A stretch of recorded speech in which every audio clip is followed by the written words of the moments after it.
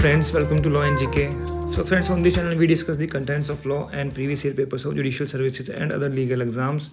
At the outset, we would like to thank our subscribers for your good response and comments. And we would like to give a special thanks to our subscribers who gave us super thanks. And we would like to further inform you that our channel is based on a conceptual brief basis. इसका मतलब क्या होता है कि आपका जो concept है already clear है एंड जो हमारा चैनल है आपको एक आइडिया देता है, एक ब्रीफ देता है कि भाई इस कंसेप्ट का ये ब्रीफ है। हम अभी इस चैनल पर हर एक कंसेप्ट को पूरे एक्सप्लेन करके जो है नहीं कर रहे हैं, बिकॉज ऑब्वियसली अगर मैं एक घंटे की वीडियो से मैं 100 क्वेश्चन करता हूँ और उसमें मैं एक कंसेप्ट का एक्सप्लेन करने लग जाऊँ तो 1 घंटा तो एक्सप्लेनेशन में ही लग जाएगा। एंड वो कंसेप्ट होता है उसको 1 घंटे में आप नहीं समझ सकते, उसके लिए आपको काफ़ी सारे केसेस पढ़ने होते हैं, कि काफ़ी सारे एक्ट्स देखने होते हैं। तो obviously our main focus is on the questions. हम यहाँ पर ये मान के चलते हैं कि आपको कंसेप्ट थोड़ा सा ऑलरेडी मालूम है, कि आपने तैयारी कर ली है, आपने क्वेश्चंस की प्रैक्टिस करनी है, आपने ये देखना है कि भाई क्वेश्चन कौन से आ चुके हैं, कहाँ से आए हैं, कौन से सेक्शन से आए हैं और क्या आ सकता है। तो our channel helps you in that. And friends देखिए, अभी यूपी जुडिशरी का एग्ज़ाम जो है आने ही वाला है एंड उसमें न्यू सिलेबस जो भी ऐड किया गया है 2023 में, उसमें काफ़ी सारे छोटे बेल एक्ट्स हैं वो उसमें ऐड किए गए हैं, जैसे कि dowry prohibition act, domestic violence, POCSO, sexual harassment of women at workplace and some other acts. So friends, आज की इस वीडियो में हम करने जा रहे हैं डोरी प्रोहिबिशन एक्ट। उसके बारे में थोड़ी सी नॉलेज लेंगे और बेल एक्ट को देखेंगे कि कहाँ से इसमें क्वेश्चन आ सकते हैं। So friends, if you are new on this channel, I would like to recommend कि आप जो है इस चैनल को जल्दी से सब्सक्राइब कर लीजिए, because it will be very beneficial for you in preparation for judiciary and other legal exams. And while subscribing, don't forget to press the bell icon so that you can get the notification for our upcoming videos. And if you like this video, just click the like button over there and appreciate this with your friends so that they can come to know about this channel as well. And अगर आपको हमारे efforts अच्छे लगे हों तो in addition to like and subscribe, kindly give us a super thanks. तो friend देखिए, जो डोरी प्रोहिबिशन एक्ट है वो कब इंट्रोड्यूस हुआ था? वो था 1961 में, मतलब 20 मई 1961 को प्रेसिडेंट ने उस पर एसेंट दी थी। ठीक है, अब डोरी प्रोहिबिशन एक्ट बनाया क्यों गया था? To eradicate the evil of dowry. देखिए यहाँ पर थोड़ा ये कंसेप्ट लिखा हुआ है, इसका जो बैकग्राउंड है जो इस एक्ट का वो यहाँ पर लिखा हुआ है। आप जो है वीडियो पॉज करके इसको पढ़ सकते हैं। This is very helpful for you in your exams. तो देखिए, जो सबसे पहला जो डोरी प्रोहिबिशन पर एक्ट बनाया था वो किसने बनाया था? जो प्रोविंशियल गवर्नमेंट ऑफ सिंध थी उसने बनाया था, Sindh Deti Leti act 1939, with to deal effectively with evils of dowry system, but the enactment had neither any impact nor could create any desired effect. ठीक है, इंडिपेंडेंट इंडिया में जो सबसे पहला एक्ट डोरी प्रोहिबिशन ने बनाया था, स्टेट ने बनाया था बिहार डोरी रिस्ट्रेंट एक्ट एंड आंध्र प्रदेश डोरी प्रोहिबिशन एक्ट 1958। तो ऑब्वियसली ये जीके में क्वेश्चन पूछने वाले हैं आपसे, क्योंकि ये जितने भी स्मॉल बेयर एक्ट्स हैं ये जीके में इनको इंट्रोड्यूस किया गया है। तो ये पूछ सकते हैं कि भाई सबसे पहला एक्ट जो है कौन सा आया था डोरी प्रोहिबिशन में इंडिपेंडेंट इंडिया में? अगर इंडिया लिखा हो तो ऑब्वियसली द बिहार डोरी रेस्ट्रेंट एक्ट। ठीक है, एंड अगर ब्रिटिश इंडिया लिखा हो तो गवर्नमेंट ऑफ सिंध वाला सिंध देती लेती एक्ट। ऑलराइट, तो आप वीडियो पॉज कीजिए और थोड़ा पढ़ लीजिए इसके बारे में, यहाँ से पढ़ सकते हैं।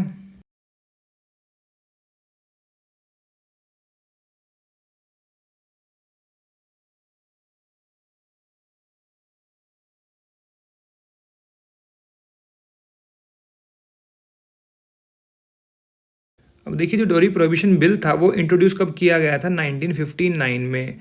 एक जॉइंट कमेटी बनाई गई थी, उसकी जो चेयरमैन कौन थी? वो थी श्रीमती रेणु चक्रवर्ती।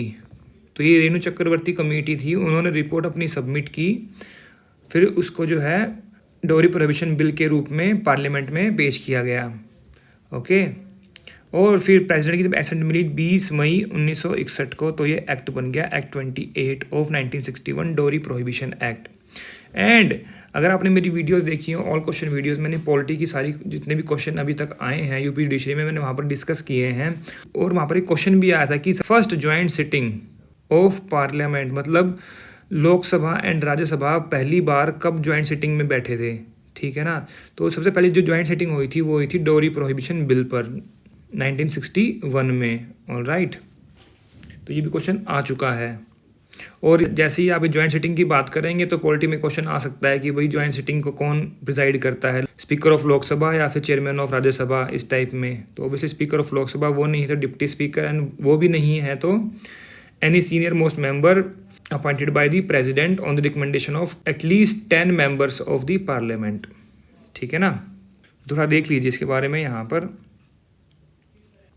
तो ये प्री सेशन एक ब्रीफ है जो हम आपको प्रोवाइड कर रहे हैं, क्योंकि यहाँ से क्वेश्चन आ सकता है। आपको क्या याद रखना है, फर्स्ट स्टेट जिसने एक्ट इंट्रोड्यूस किया था डोरी प्रोहिबिशन पर, that was Bihar and Andhra प्रदेश।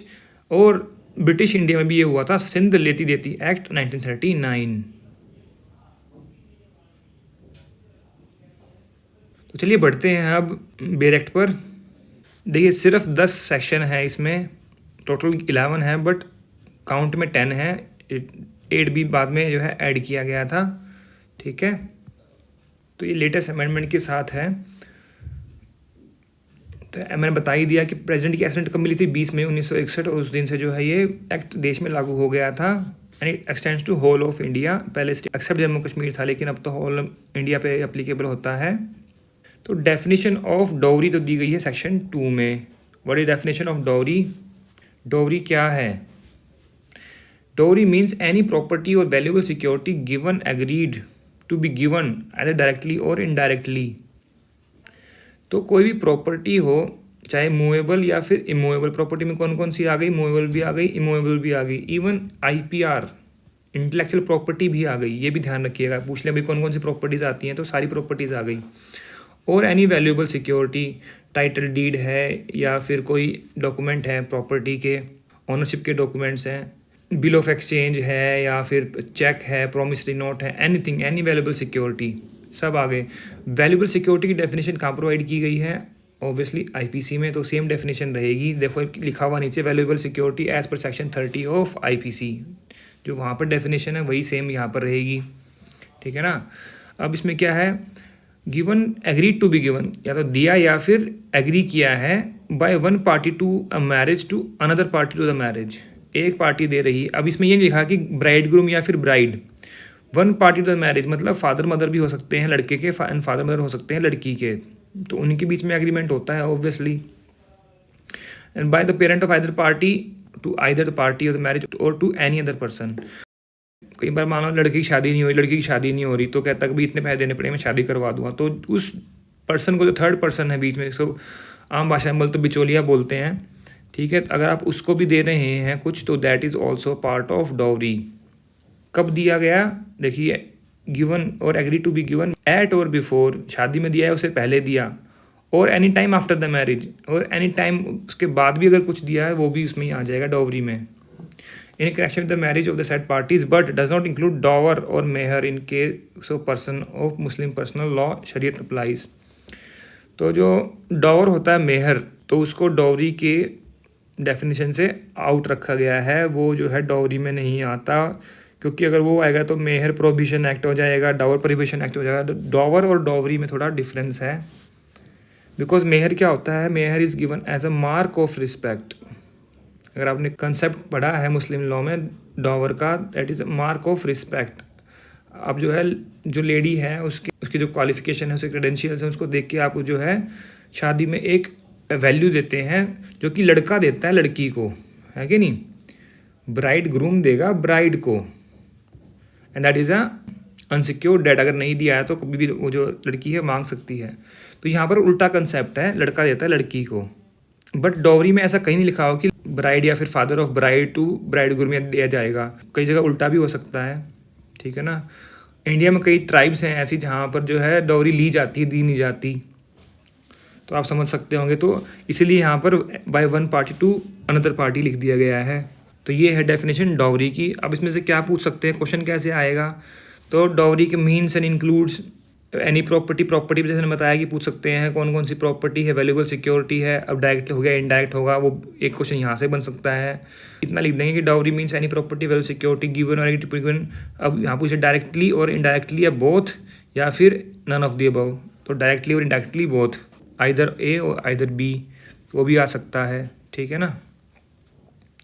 अब क्वेश्चन आ सकता है कि भाई कोई थर्ड पर्सन है, any other person, third person अगर कोई उसमें एग्रीमेंट करता है तो क्या वो डॉवरी में आएगा? यस, आ सकता है, बिल्कुल। ठीक है, तो ऐसे क्वेश्चन यहाँ पर पूछ सकते हैं। नेक्स्ट है 3। अब पेनल्टी लगेगी, डाउरी ले ली तो पेनल्टी लगेगी ऑब्वियसली। ये क्या लिखा हुआ है, if any person after the commencement of this act gives और टेक्स और अबेट्स द गिविंग और taking of dowry he shall be punishable कितना, with imprison for a term which shall not be less than 5 year, मतलब 5 साल minimum है इसमें punishment. Question आ जाएगा obviously भाई कितनी मिनिमम पनिशमेंट हो सकती है डाउरी में, डाउरी लेने देने में, 5 साल minimum. And with fine shall not be less than 15,000 rupees और the amount of the value of dowry whichever is more, तो 15,000 या फिर वैल्यू ऑफ डाउरी जितनी मांगी गई थी वो, या जो भी उसमें अमाउंट ज़्यादा होगा, ठीक है ना। तो 5 साल मिनिमम पनिशमेंट मिल सकती है आपको। फिर द प्रोवाइडेड द कोर्ट में for adequate and special reason to be recorded in the judgment impose sentence of imprisonment for term not less than 5 year, तो 5 साल से कम भी दे सकते हैं। तो पहले 5 ईयर की जगह क्या था, सिर्फ ओनली 6 मंथ्स की पनिशमेंट थी, तो उसको बढ़ाते बढ़ाते इसको 5 साल कर दिया गया मिनिमम को। अगर कोई स्पेशल रीज़न है तो कोर्ट जो है 5 साल से कम पनिशमेंट भी दे सकता है, ऐसा लिखा गया है। फिर सबसेक्शन 2 क्या कहता है, nothing in special apply to और in relation to presents which are given at the time of marriage to the bride without any demand. अब भाई ब्राइड ने जो है कोई डिमांड नहीं करी, उसको जो गिफ्ट मिले हैं वो है जो वो डाउरी में नहीं आएंगे। व्हाट एक्सक्लूड्स इन डाउरी, जो प्रेजेंट्स मिले हैं ब्राइड को भी, देखिए आपकी फ्रेंड है कोई, आपको मान लो कोई एक्सपेंसिव गिफ्ट दे दिया, मान लो कि कोई चेन दे दी, ब्रेसलेट दे दिया, आपने तो मांगा नहीं है ना वो, कि मेरी शादी है तो शादी में मेरे को ये देगी तब मैं शादी करूँगी, ऐसा नहीं है ना। तो अपनी मनमर्जी से कोई गिफ्ट दे गया शादी में, ठीक है, आपके माँ बाप ने आपको गिफ्ट दिया है, कन्यादान दिया है, और वो बोलते हैं ना स्त्रीधन, मतलब जो गिफ्ट्स मिले हैं ब्राइड को शादी में वो क्या होता है, वो होता है स्त्रीधन, ठीक है ना, वो उसका अपना होता है, तो वो डाउरी में नहीं आता। Provided that such presents are entered in the list maintain in accordance with this rules under this act. फिर है present which are given time of marriage to the bride groom, तो उसको भी विदाउट डिमांड, तो bride groom को भी जो gift मिले हैं उसके फ्रेंड्स ने दिए हैं, उसके घर वालों ने दिए हैं, वो भी नहीं आएगा। और भी शादी में क्या होता है ना, जो एक लिफाफा देते हैं ना, एनवलप देते हैं, उसमें कुछ ना कुछ पैसे होते हैं, 500 1100 जो भी वट एवर जिसकी वो देता है शादी में, है ना। कई लोग 5 रुपये में डालते हैं, गाँव की शादियाँ हैं तो 5 रुपये 10 रुपये वट एवर इट इज़, तो उसका मतलब ये नहीं कि वो डॉवरी हो गई। फिर है provided further that where such payments are made by on behalf of the bride और any other person related to bride, such presents are of customary nature and the value thereof is not excessive having regard to financial status of the person of whom behalf presents are given, कि वो जो gift दिए हैं वो उनके financial status से ज़्यादा नहीं होने चाहिए और एक्सेसिव नहीं होने चाहिए, ठीक है, रीजनेबल होने चाहिए। ऑब्वियसली सब रीजनेबल गिफ्ट ही देते हैं, जिस किसी की रीजनेबिलिटी उसकी थिंकिंग के अकॉर्डिंग है। ऑब्वियसली कई लोग तो गाड़ियाँ दे देते हैं। फिर आया section 4, penalty for demanding dowry. अगर डाउरी डिमांड की है तो डाउरी ले ली है तो 5 साल है मिनिमम, अगर डिमांड की है तो शैल not be less than 6 months but which में एक्सटेंड टू 2 ईयर, तो 6 मंथ मिनिमम है, तो 2 साल तक की पनिशमेंट हो सकती है, और फाइन कितना, 10,000 रुपये। प्रोवाइड दैट द कोर्ट में फॉर एडिकेट रीजन में impose sentence less than 6 month, अगर रीज़न है स्पेशल तो 6 महीने से कम भी पनिशमेंट दे सकते हैं। डिमांड पे 6 महीने की है, लेने पे तो 5 साल है मिनिमम। फिर बैन ऑन एडवर्टीजमेंट। अब ये जो सेक्शन 4 1986 में इंसर्ट किया गया, इसमें क्या होता था कि पहले क्या होता था कि डाउरी लिखी होती है, भाई हम इतनी डाउरी देंगे, तो किसी शादी नहीं हो रही है तो काफ़ी उसके लिए रिश्ते आते थे फिर, ठीक है ना, डाउरी देख के भाई हम इतनी प्रॉपर्टी इतने है हमारी, ये है इतना देने को रेडी हैं, तो इस टाइप में पहले होता था। लेकिन अब जो उसको बैन कर दिया गया, देखिए offers through an advertisement in paper periodical journal और through any other media any share in the property और मनी और both as a share in any business और interest as consideration for the marriage of son और daughter और any other relative. किसी ने किया है प्रिंट से पब्लिक सर्कुलेट एनी एडवर्टीजमेंट, देखो प्रिंट करवा दिया तो भी और सर्कुलेट करवा दिया तो भी, शैल be punishable with imprisonment for term which will not less than 6 month विच में एक्सटेंड टू 5 ईयर्स और 15,000 रुपये। 15,000 का फाइन है, 5 साल की पनिशमेंट, 6 महीने से और 5 साल तक की पनिशमेंट है। ओके। फिर 5 एग्रीमेंट फॉर गिविंग और taking dowry to be void. कोई एग्रीमेंट किया है तो कॉन्ट्रैक्ट नहीं बनेगा, वो क्या होगा, वॉइड होगा। सेक्शन 5 ये मेंशन करता है, क्वेश्चन आ जाएगा यहीं से ही, फिर कौन से सेक्शन में प्रोवाइड किया गया है, सेक्शन पूछ सकते हैं। फिर है dowry to be for the benefit of the wife और हर एयर्स। तो where any dowry received by any person other than woman in connection with whose marriage it is given the person shall transfer it to the woman. अगर dowry ले ली है किसी ने किसी और के बिहाफ पे, मतलब उस लेडी ने रिसीव नहीं की, और मान लो कि जो हस्बैंड है उसने या उसके फादर ने जो है रिसीव की है डॉवरी, बिफोर मैरिज की है, within 3 month after date of marriage, या फिर dowry was received at time और after the marriage within 3 month after the date of receipt, जब भी लिया है उसके 3 महीने के अंदर जो है। फिर if the woman was minor within 3 months after she attend the age of 18 year and shall hold in trust for the benefit of the woman. तो आपने ली भी है डॉवरी, तो किसके लिए ली है? वो उस लड़की के लिए ली है, तो आप जो है उसको ऐसे ट्रस्ट होल्ड करेंगे और वो आपको वापस करनी पड़ेगी लड़की को। फिर if any person fail to transfer any property as mention in subsection 1 within the time limit specified, he shall be punishable for imprison for a term which shall not be less than 6 month which may extend to 2 years, and fine कितना होगा? Not less than 5 which may extend to 10,000। तो 6 month से और 2 साल की punishment है, 5,000 से और 10,000 तक का फाइन है। Alright. Where the woman entitled to any property dies before receiving it, the heirs of the woman shall be entitled to claim it from the person holding it for the time being. अगर उसकी death होगी तो उसके जो heirs होंगे, legal heirs होंगे, वो उसको ले लेंगे। Where the woman dies within 7 years of a marriage, otherwise than due natural course, such property shall, if she has no children, transferred to her parent. लिखा हुआ ना देख, within 7 years डॉवरी डेथ हुई है, otherwise than due natural causes, ठीक है। If she has children, be transferred to such children pending such transfer, be held in trust for children, ठीक है ना। चिल्ड्रन तो उनको मिलेगी, चिल्ड्रन नहीं है तो उसके पेरेंट्स को मिलेगी। फिर 3 क्या कह रहा है ना, person convicted under subsection 2 for failure to transfer, convict हो गया and has not before the conviction transfer, उसने कन्विक्शन से पहले ट्रांसफर नहीं की, तो the heirs parents children, the court in addition to awarding punishment under that subsection direct by order in writing that such person shall transfer the property to such woman। उस order में भी लिख सकता है कि भाई वो जो है ट्रांसफ़र करेगा, अगर फेल टू कंप्लाई किया तो क्या होगा? An amount equal to the value of the property may be recovered from him as if it were a fine imposed by the court. उससे ऐसा रिकवर किया जाएगा वो अमाउंट की कोर्ट ने उस पर फाइन लगाया है, समझ गए? मतलब कंटेम्प्ट ऑफ कोर्ट हो जाएगा उसने नहीं किया तो, ऑब्वियसली। 7 जो है कॉग्निजेंस के लिए है, देखिए, no inferior court to that of metropolitan magistrate और magistrate first class shall try the offence. तो किसके पास पावर है पूछ सकते हैं, एमएम के पास या फिर जेएमआईसी, ठीक है। फिर no court shall take cognizance of an offence except upon its own knowledge और पुलिस रिपोर्ट। आपकी अगर खुद की नॉलेज में आ गया कोर्ट के वही शादी में डॉवरी ली गई है तो वहाँ पर तब भी जो कॉग्निजेंस ले सकते हैं। Complaint by person aggrieved by the offence और पेरेंट और अदर रिलेटिव, तो वहाँ पर भी। फिर है it shall be lawful for MM और JM first class to pass any sentence authorized by this act to on any person convicted of an offence under this act. Explanation है फिर, for the purpose of this subsection recognized welfare institution और organization means a, तो कोई any recognised welfare institution organisation है, NGO है, वो भी complaint कर सकते हैं डॉवरी की। और कौन हो सकते हैं वो? जिनको रिकॉग्नाइज किया गया है वो सेंट्रल और स्टेट गवर्नमेंट। सीआरपीसी अप्लाई हो जाएगा। फिर nothing in chapter 36 chapter of CrPC जो है वो अप्लाई नहीं होगा। And what is chapter 36? क्या है? लिमिटेशन, मतलब इस पर कोई लिमिटेशन नहीं है, कभी भी कंप्लेंट हो सकती है, ठीक है ना। एंड इसमें जो लिमिटेशन की सेक्शन कहाँ से कहाँ तक है? 467 से 473 चैप्टर 36। तो लिमिटेशन जो है अप्लाई नहीं होगा। देयर इज नो लिमिटेशन कि कब आपने कंप्लेंट करनी है कब नहीं करनी है, ठीक है ना। कितने पीरियड में आप कंप्लेंट कर सकते हैं, ऐसा कुछ नहीं है, कभी भी कर सकते हैं।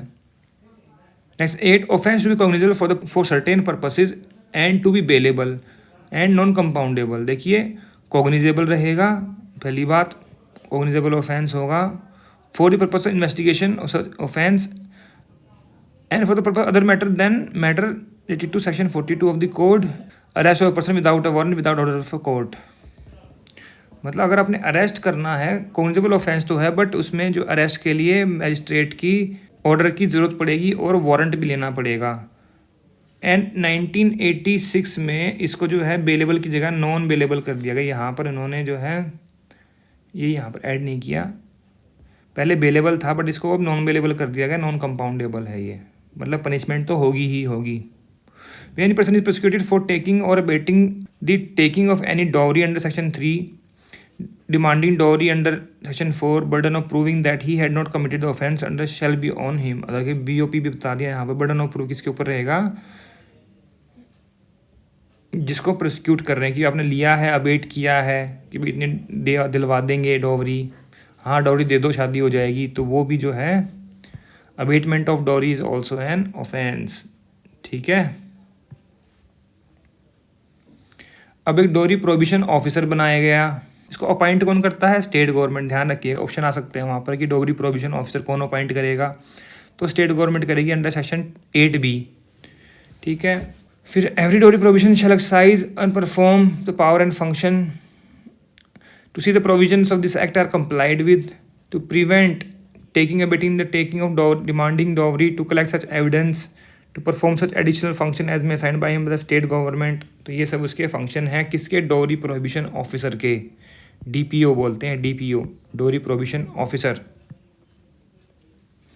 तो रूल कौन बना सकता है इस एक्ट पर, central government by notification obviously. Power of state government भी है अंडर सेक्शन 10, स्टेट गवर्नमेंट भी जो है उस पर रूल बना सकती है और सेंट्रल गवर्नमेंट भी, दोनों बना सकते हैं। ठीक है, सो फ्रेंड्स ये था डोरी प्रोहिबिशन एक्ट और उस पर ब्रीफ डिस्कशन। क्योंकि डोरी प्रोहिबिशन एक्ट पर कभी भी मेंस में तो कहीं आप क्वेश्चन देखा नहीं, हो सकता है किसी स्टेट में हायर जुडिशरी में या फिर पूछते हों डोरी प्रोहिबिशन एक्ट पर क्वेश्चन, तो ओबियसली वहाँ पर ये प्रोविजन्स ही पूछते हैं। ये 8-10 प्रोविज़न है, जो मेन प्रोविज़न है वो तो सारे कितने देखिए 2 से लेकर और 8B तक हैं। अब देखिए यहाँ पर 8B है, इसका मतलब यहाँ पर 8A भी था, है कि नहीं, तो वो इंडेक्स में नहीं लिखा गया बट यहाँ पर हमने इसको देखिए डिस्कस कर लिया है। बर्डन ऑफ प्रूफ है 8A, तो 8A बर्डन ऑफ प्रूफ है और DPO कहाँ पर है, 8B में। देखो इसको ये कैसे याद करना है, BPO कर लो, DPO कर लो, A में BPO है AB और B में क्या है BDPO, ऐसे कर लो। तो कुछ आप ऐसे बना सकते हैं याद करने के लिए। तो जो मेन सेक्शंस हैं वो तो 2 से लेकर और 8B तक ही हैं, 9 सेक्शन आपने करने हैं ऑब्वियसली। छोटा सा एक्ट है ये, अगर आपको कुछ समझ में आया हो और हमारे एफर्ट्स अच्छे लगे हों तो काइंडली गिव अस अ सुपर थैंक्स। लाइक कीजिएगा वीडियो को, शेयर कीजिएगा अपने फ्रेंड्स के साथ, उन्हें बताया कि उन्हें यहाँ पर डोरी प्रोहिबिशन एक्ट पर एक अच्छी डिस्कशन के साथ कंसेप्ट जो है समझ में आ सकता है, क्वेश्चन पता लग सकता है कि कहाँ से क्वेश्चन आ सकते हैं। एंड जो स्टार्टिंग की जीके मैंने बताई कि सबसे पहला कहाँ पर स्टार्ट हुआ था, बिहार में, उसके बाद आंध्र प्रदेश में, और ब्रिटिश इंडिया में कहाँ पे हुआ था, सिंध प्रांत में, प्रोविंशियल सिंध गवर्नमेंट में। ठीक है ना, तो वो जो है आप जो है ज़रूर देखिएगा, उसको ज़रूर याद कर लीजिए, लिख लीजिए अपने नोट्स में, that is very important for you. And जो कमेटी कौन सी थी, joint committee on dowry prohibition bill, that was under the chairmanship of Renu Chakravarti. तो वो भी ध्यान रखना है आपको। जो पहली ज्वाइंट सिटिंग हुई थी डोरी प्रोहिबिशन बिल पर हुई थी 1961 में, तो ये भी ध्यान रखना है। तो ये सब क्वेश्चंस हैं, आ सकते हैं एग्जाम में, पूछ सकते हैं। डोरी प्रोहिबिशन बिल पर पहले भी एक क्वेश्चन पूछा जा चुका है पॉलिटी में कि भाई ज्वाइंट सिटिंग सबसे पहले किस पर हुई थी, तो ये प्रीवियस ईयर क्वेश्चन है, हो सकता है कि दोबारा पूछ ले।